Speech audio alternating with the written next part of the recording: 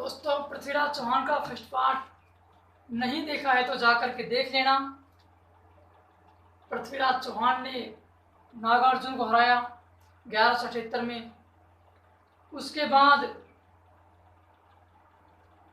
भीमदेव को हराया, महोबा के सुल्तान परमरदेव को हराया। उसके बाद होता क्या है अब देखते हैं।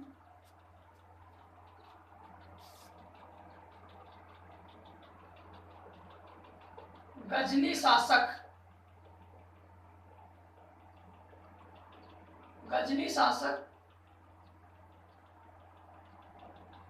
गौरी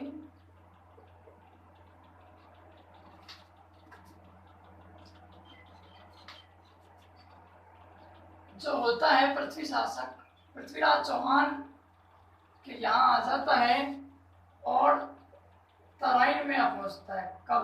1151। उस समय पृथ्वीराज की उम्र होती है 25 वर्ष। तराइन कहाँ है? हरियाणा में है। वर्तमान में तराइन में आ जाता है। कयाम उल खां इसका सेनापति होता है।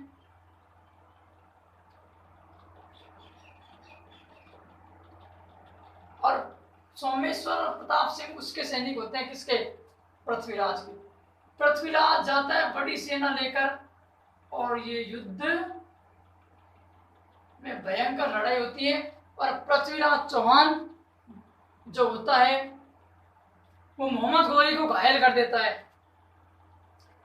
तो उनके साथी जो होते हैं, उनके सेनापति कयाम उल खां, वो उनको सुरक्षित वहां से निकाल करके ले जाते हैं।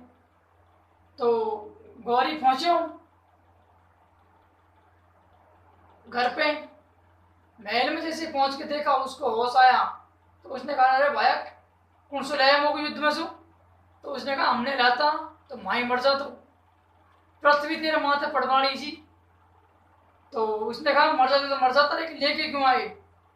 तो भाईडो जब युद्ध हार गए तो दिमाग खराब हो कि मैं पृथ्वी से हार गया, मेरे पास उतनी बड़ी सेना थी। तो भाईडन सोची अब दोबारा आक्रमण करांगा तो पूरी मजबूताई से करांगा। तो तैयारी शुरू कर दी भाई साहब ने। तैयारी बड़ी अच्छी शुरू की।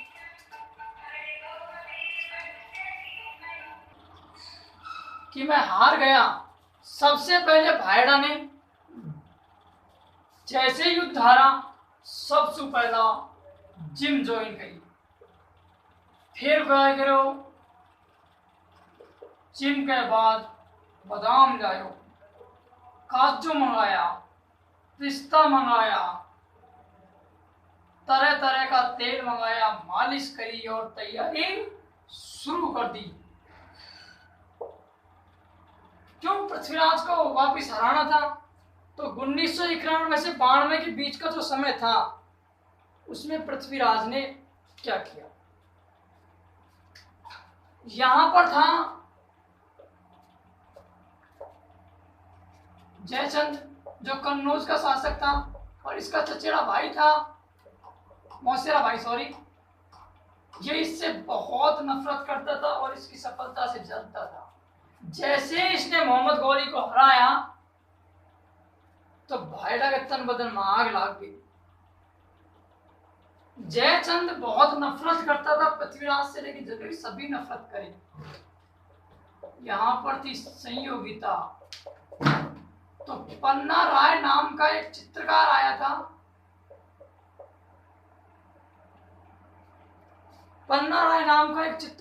था। तो बहुत सारे चित्र वो लेकर के आया था। तो बहुत सारे चित्र उन्होंने संयोगिता को दिखाए, पर संयोगिता को तो एक ही चित्र पसंद आया कि मेरा महबूब सबसे अलग। कौन था वो?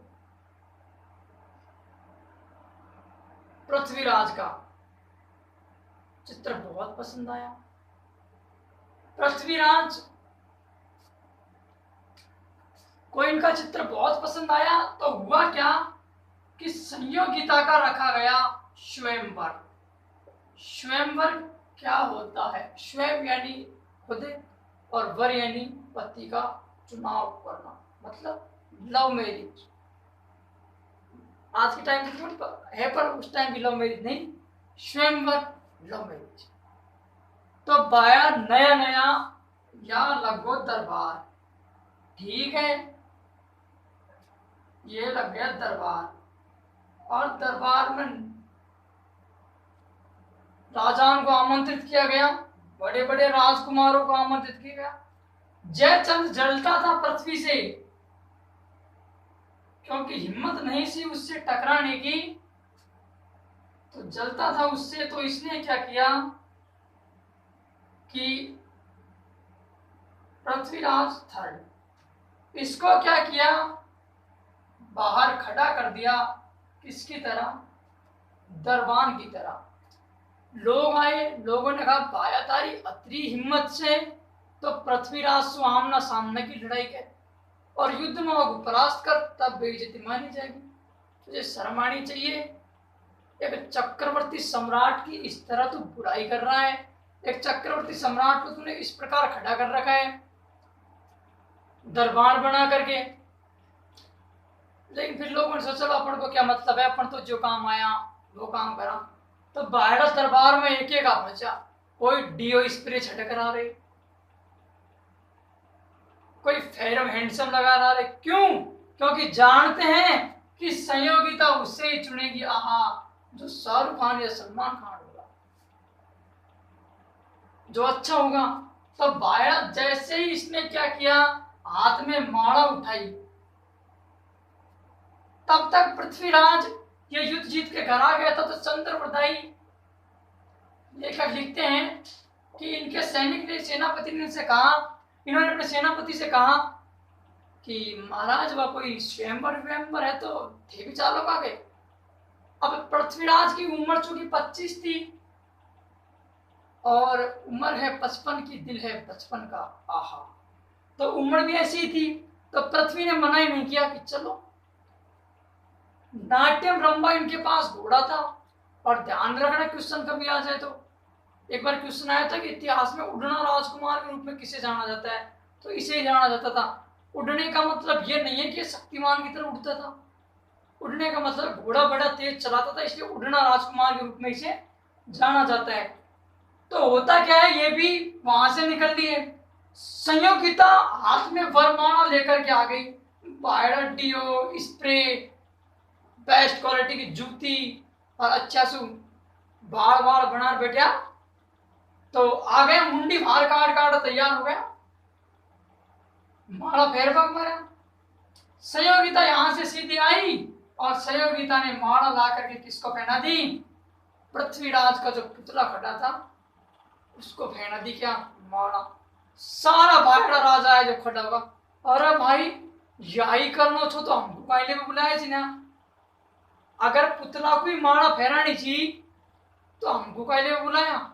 हम आया, डीओ स्प्रे खरीदी 149 रुपए की, वहां को नुकसान हो गयो।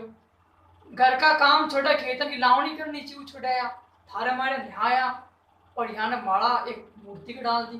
कहते हैं जब तक पृथ्वी चौहान जो थे वो आ गए थे और संयोगिता को यहाँ से लेकर के चले गए थे। तो जयचंद की जलन के 3 कारण थे। कारण एक कि बड़े बेटे इनके जो नाना सा थे वो हिसाब से तो क्या बनना था, इनको शासक बनना था दिल्ली का, लेकिन बड़ा किसको दिया, पृथ्वी को, पहला कारण। दूसरा कारण, दिल्ली पास में पड़ता था कन्नौज के, तो सीमाएं मिलती थी, दूसरा कारण। और तीसरा कारण संयोगिता। समझ आ गई के? आ गई समझ। संयोगिता को लेकर के ये आ गया, ठीक है, यही है संयोगिता के बारे में। अब होता क्या है, जब तक भयानक आई गिरी, गौरी प्रथम युद्ध हार गया, घर आ गया, घर आ भाया ने जिम ज्वाइन कर ली, बढ़िया बढ़िया तेल मंगा लिया, बादाम शेक पियोना चालू कर दियो, दूध पिए, काजू पिस्ता सारी खार भाया ने हेल्थ बढ़ा ली। जय 1992 में आई, भाइयों फिर तैयार हो गए। और सेना उठा और चल दिया। कहाँ आ गया? तराइन में। कहते हैं भारत में कभी मुस्लिमों का शासन नहीं होता अगर हम 2 युद्ध जीत जाते। एक तो तराइन का द्वितीय युद्ध और एक खानवा का युद्ध। खानवा के युद्ध में बाबर के पास सेना ज्यादा थी और राणा कुंभा ने सांगा ने पूरी कोशिश की थी विजय की, लेकिन जीत नहीं पाए खानवा के युद्ध को। इस युद्ध में पृथ्वीराज चौहान ने थोड़ी ढील दे दी क्योंकि प्रथम युद्ध ये जीत चुके थे, तो इन्हें लगा कि शायद हरा नहीं पाएंगे। तो कहते हैं तराइन का क्या था? ये द्वितीय युद्ध था। अब सुनो, सेना लेकर के आ गया कौन? गजनी शासक गौरी। इधर से पृथ्वीराज चौहान आ गया। इसका सेनापति था इस युद्ध में भी कयाम उल खान। इसके थे प्रताप सिंह और सोमेश्वर सिंह। युद्ध शुरू हुआ, ऐसे कहते हैं, घोड़ी का नाम नहीं लिखा, इसके नाम पृथ्वीराज चौहान नाट्य रंबा था। तो हुआ क्या? कहते हैं कि प्रताप सिंह और सोमेश्वर ने पृथ्वी के साथ गद्दारी करती थी और अब पृथ्वी के साथ गद्दारी करती थी तो क्या हुआ? अब अलग अलग ग्रंथ इस पर अपनी अलग अलग राय देते हैं। पृथ्वीराज रासो जो चंद्रप्रदायी ने लिखा था,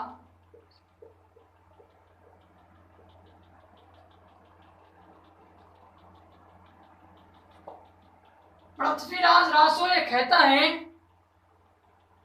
कि महाराज को बंदी बना लिया गया था और गौरी लेकर के चला गया था। जब गौरी उसे लेकर के चला गया तो कहते हैं कि उसकी दोनों आंखें फोड़ दी थी। दोनों आंखें जब फोड़ दी उसे दरबार में लाया गया। चंद्रप्रदा ये कहता है कि मैं उनके साथ था, तो मैंने उनसे कहा कि पृथ्वीराज जो हैं वो शब्द भेदी बाण चलाना जानते हैं। उन्होंने कहा कि यार ये आसान नहीं हो सकता, कोई आंख फूट जाए और कोई शब्द भेदी बाण चले। नहीं, शब्द भेदी बाण चलाना नहीं है आसान, लेकिन उसका नाम भी था पृथ्वीराज चौहान। अच्छा, तो क्या हुआ? दरबार में पेश किया गया। गौरी सामने बैठा हुआ था। अब गौरी बोले तब ही तो पृथ्वी बाण चलाए। तब कहते हैं कि इन्होंने कहा था, कोई एक कहावत बोली थी कि 12 गज 32 बाण अंगुलश प्रमाण ताई गढ़ पे बैठो मत चुके चौहान। 12 बांस 32 गढ़ अंगुल अष्ट प्रमाण ताई गढ़ पे बैठो बोरी मत चुके चौहान। और चौहान ने बाण चला दिया था। अब सवाल ये आता है कि तराइन का युद्ध 1192 में हुआ और ये जचने वाली बात नहीं है कि पृथ्वीराज जो चौहान है वो चले जाएं गौरी के दरबार में और गौरी उन्हें जीता वापस छोड़ दे। ऐसा संभव नहीं है। तो ये तो एक मन गढ़ंत कहानी लगती है पृथ्वीराज रासो की। तो ये तो एक मन गढ़ंत कहानी लगती है जो पृथ्वीराज रासो रचता है। अब देखो पृथ्वीराज प्रबंध क्या कहता है। पृथ्वीराज प्रबंध यह कहता है ग्रंथ कि पृथ्वीराज जो चौहान थे उनको खाई में फेंकवा दिया गया था। ठीक है, ये तो मान सकते हैं कि भाई मान लिया कि फेंक दिया होगा, मरवा तो दिया होगा, लेकिन ये बात इस वजह से नहीं जचती है क्योंकि हसन निजामी जो है वो अपने ग्रंथ में लिखते हैं कि कौन लिखते हैं? हसन निजामी अपने ग्रंथ में लिखते हैं कि इन्होंने, पृथ्वीराज चौहान ने उसकी अधीनता स्वीकार कर ली थी। और मान भी सकते हैं कैसे, क्योंकि बाद में जो सिक्के मिले थे उनमें एक तरफ पृथ्वीराज चौहान का चिन्ह था और दूसरी तरफ मोहम्मद गौरी का। तो हो सकता है अधीनता स्वीकार कर ली हो। तो दोनों ग्रंथ, तीनों ग्रंथ ले गए कहते हैं, मैंने आपको बता दिया। अब इन तीनों ग्रंथों पे एक्सपर्ट की क्या राय है? एक्सपर्ट कौन? इतिहासकार गोपीनाथ शर्मा और दशरथ शर्मा, दोनों ये कहते हैं कि कहानी जो चंद्रवरदान ने बताई है वो सही है, ठीक है। लेकिन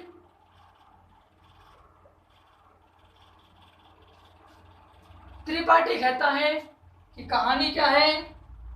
झूठी है।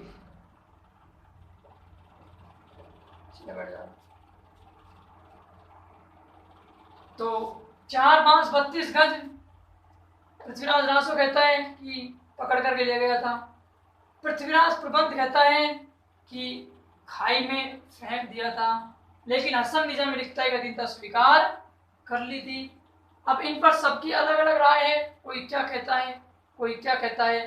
गोपीनाथ शर्मा कहते हैं कि कहानी सही है, दशरथ शर्मा कहते हैं कहानी सही है, लेकिन त्रिपाठी कहते हैं कि कहानी क्या है? झूठी है। ओझा कहता है कि कहानी झूठी है। मैंने आपको दोनों बता दिए हैं कि कौन कौन क्या कहता है। इसी के साथ आपका पृथ्वीराज कंप्लीट। अब पृथ्वीराज का जो बेटा है वो रणथंभौर चले जाएगा और यही चौहान रणथंभौर के चौहान बन जाएंगे। वीडियो अच्छी लगे लाइक कर देना, चैनल को सब्सक्राइब कर देना, ठीक है। तैयारी पे जुट जाओ, एग्जाम पोस्टपोन हो चुकी है, लेकिन तुम तैयारी अपनी लगातार रखो, ठीक है दोस्तों। या